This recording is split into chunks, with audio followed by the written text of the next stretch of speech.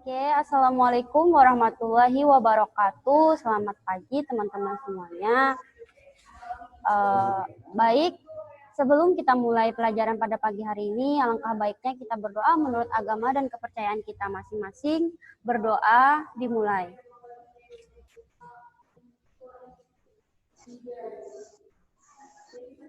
Berdoa selesai. Nah, jadi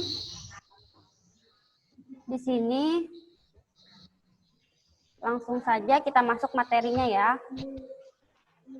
Oke, prinsip-prinsip tata letak dalam desain grafis. Definisi tata letak. Nah, memahami dan menguasai prinsip tata letak dalam desain grafis sangatlah penting untuk mencapai keberhasilan sebuah desain grafis dalam menyampaikan pesan. Prinsip-prinsip tata letak tersebut dapat digunakan sebagai panduan untuk mempermudah dalam membuat komposisi tata letak. Nah, di sini pengertian tata letak.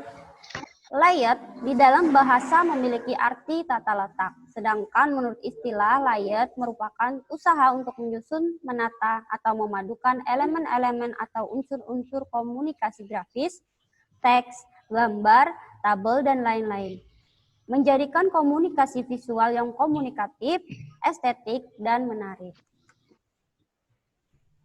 Nah, di sini ada teori tata letak. Yang pertama, membuat tata letak miniatur atau sketsa, yaitu tahapan perancangan dalam menentukan komposisi unsur yang akan ditempatkan. Visualisasinya masih berupa kolom teks dan kolom gambar. Jadi misalnya di poster atau brosur ini seperti itu.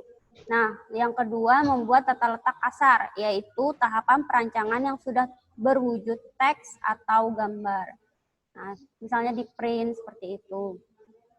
Nah, membuat tata letak komprehensif atau lengkap, yaitu tahapan perancangan keseluruhan unsur yang sudah disusun dengan baik dan teratur, sudah final dan siap dicetak. Seperti itu. Nah, ini kita masuk prinsip-prinsip tata letak. Yang pertama, kesebandingan atau proportion. Proporsi ini sebuah perbandingan secara sistematik pada sebuah bidang yang ada. Ada pula proporsi agung atau sebutan lainnya adalah the golden mean, merupakan proporsi yang sangat terkenal dalam pemakaiannya dari seni rupa hingga ke tingkat yang lebih tinggi yang menggabungkan semua unsur dan dapat dijangkau dengan memberikan hubungan yang satu dengan yang lain, sebuah elemen. Yang selanjutnya ada keseimbangan. Keseimbangan merupakan kondisi sebuah desain ataupun benda yang membuat semua kekuatan jadi bekerja dan tidak saling menghilangkan satu dengan yang lain. Ada dua prinsip dasar dari sebuah keseimbangan. Yang pertama ada keseimbangan simetris, adalah keseimbangan yang terjadi secara tegak lurus. Keseimbangan kali ini seperti menggunakan dua buah elemen yang mirip seperti menggunakan sebuah kaca cermin. Yang kedua, ada keseimbangan asimetris, ialah keseimbangan yang terlihat sama tetapi dalam pengaturan berat atau bobot yang berbeda. Selanjutnya, di prinsip-prinsip tata letak dalam desain grafis ada ya irama atau ritme. Irama merupakan sebuah pola pengulangan oleh sebuah unsur yang berbeda dan pergerakan secara berurutan yang berkelanjutan. Prinsip ini sesungguhnya ialah hubungan perulangan dan juga bentuk unsur rupa. Penempatan dalam sebuah desain keluaran atau layout secara berulang memberikan hasil yang halus, santai, dan tenang.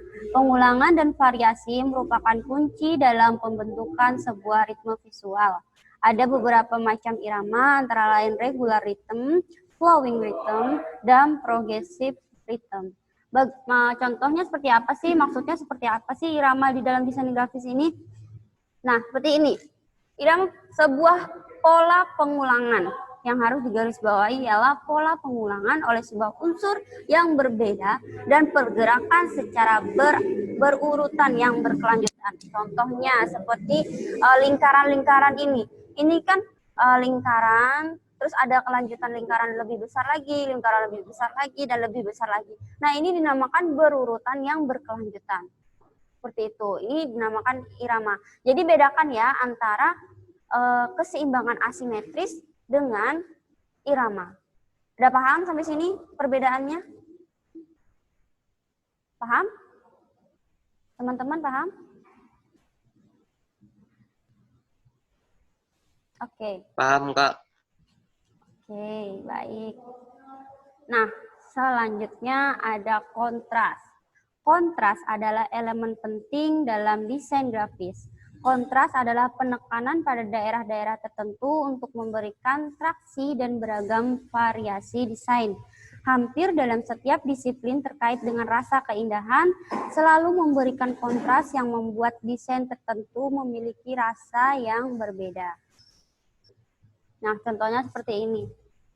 Nih, kan seorang desain grafis memainkan kontras di sini, di orang ini. Jadi yang di belakang ini digelapkan dan yang di depan ini diterangkan agar apa? Agar yang melihat juga nyaman dan yang melihat itu jelas. Dan si pembaca tahu maksud si penulis atau si desain ini ingin menyampaikan apa seperti itu. Kita sangat penting ya kontras ini di dalam desain grafis. Kalau kita selanjutnya ada kesatuan atau unity. Kesatuan dalam prinsip desain grafis adalah kohesi, konsistensi, ketunggalan atau keutuhan yang merupakan isi pokok dari komposisi.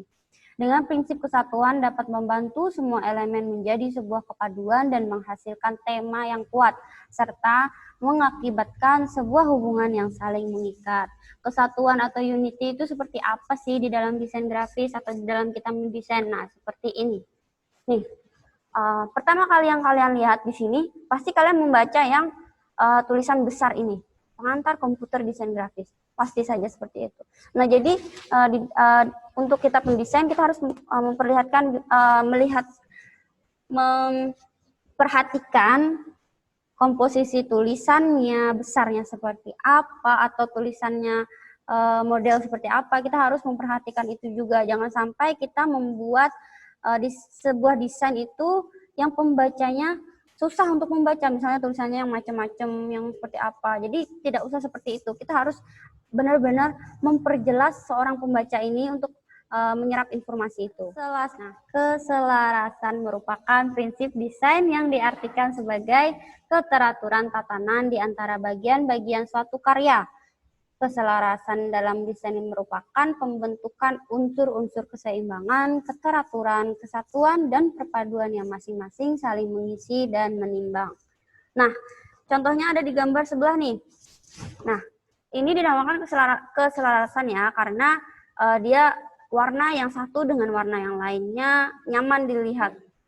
Tidak tabrakan, misal biru muda dan biru tua, hijau muda dan hijau tua, merah muda dan merah tua atau merah. Nah, putih, ada putihnya. Nah, ini kan nyaman dilihat. Kalau misalnya kita tabrakan banget, misal dari merah ke hijau, merah ke kuning langsung dijadikan satu, itu kan tidak nyaman dilihat. Apalagi misal kita ingin menampilkan sebuah desain pemandangan dan sebagainya, kan kalau terlalu jauh warnanya tidak soft, itu tidak baik dilihat. Nah, seperti itu. Jadi dalam desain itu tidak harus melulu kita egois dengan menggunakan warna yang kita suka, tidak. Harus benar-benar memperhatikan gambar-gambar yang ingin kita tuang ke dalam desain tersebut. Nah, lanjut.